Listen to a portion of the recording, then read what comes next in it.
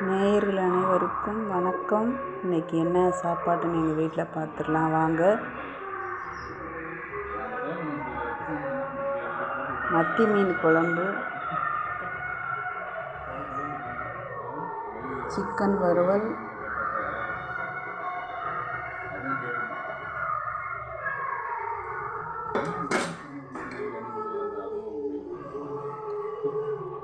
மத்தி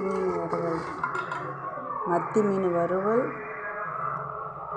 மத்தி மீன் குழம்பு, சிக்கன் வறுவல்,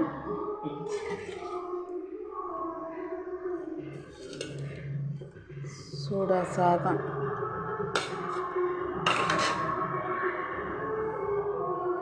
வறுவல், மத்தி மீன் குழம்பு,